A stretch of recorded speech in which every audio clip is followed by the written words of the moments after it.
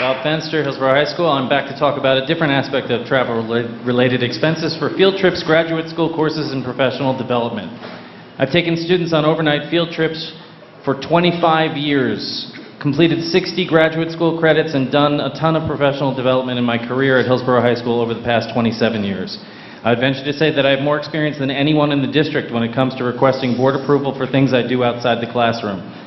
On the one hand, I'm fortunate that the district financially has supported these endeavors, but I have to tell you, it has been a source of constant stress. There are no standard operating procedures for applying for travel expenditures. There is no board policy. There is no information on the district website, and there's virtually nothing in the faculty handbooks. If a staff member locates the appropriate forms, they will find the documents confusing, redundant, and wholly inadequate in explaining how to proceed. Instead, there are unwritten procedures and requirements which seem to be in a constant state of flux.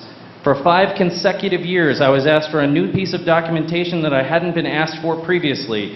I would be asked, why didn't you submit a TPS report? As if I had a clue what that requirement was or had been created.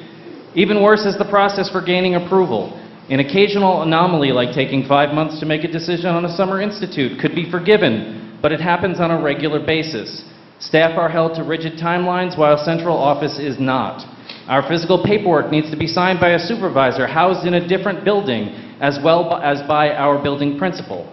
On multiple occasions, we have had expenses denied because an administrator didn't get paperwork to central office on time. The HEA is now collecting data from our members to track how long each request takes to get approval. Finally, reimbursement. For 3 years, I have been trying to convince central office to implement standard operating procedures about travel reimbursement. After a series of meetings with Mr. Mahmood and email exchanges with the former superintendent, we were very close. Mr. Mahmood obtained a set of standard operating procedures from the guru of New Jersey school business administrators, and we used it as the heart of a set of reasonable procedures for staff and administration to follow.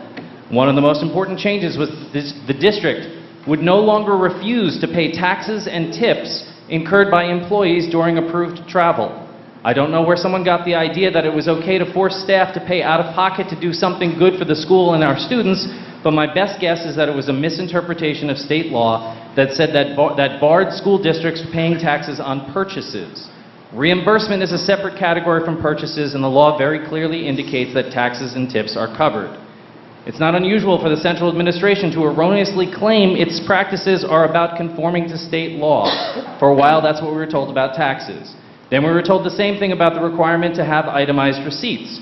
So I read the law and found that the law states that the district doesn't have to require any receipts as long as expenses are within the legal limit. We have been denied reimbursement when a receipt machine printed the wrong date. We've been denied reimbursement when a restaurant couldn't provide an itemized receipt because its printer was broken. Here was what I was told if that were to happen again. Quote, the waiter or food vendor can write the order on the receipt, include the date and time, and provide a name and contact number, etc., in case the district needs to follow up. Even if that person is no longer there, another rep from the restaurant, kiosk, or parent company should be able to indicate if the menu items and costs are in keeping with the company's typical costs. Can you imagine doing this at a busy restaurant or the Reading Terminal Market during the lunch rush with a line of 20 people behind you?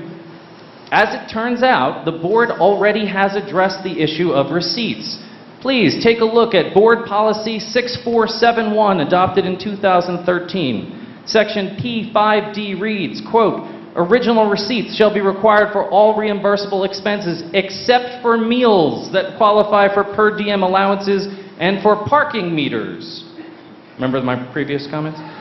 Tomorrow, I will be submitting my paperwork for the Chicago trip without receipts. I trust the administration will follow its own policies. More importantly, I hope the administration changes the attitude which has led to many to conclude that the level of distrust and scrutiny directed towards its staff is more about discouraging initiatives than following non-existent laws or saving a few dollars here and there. Thank you.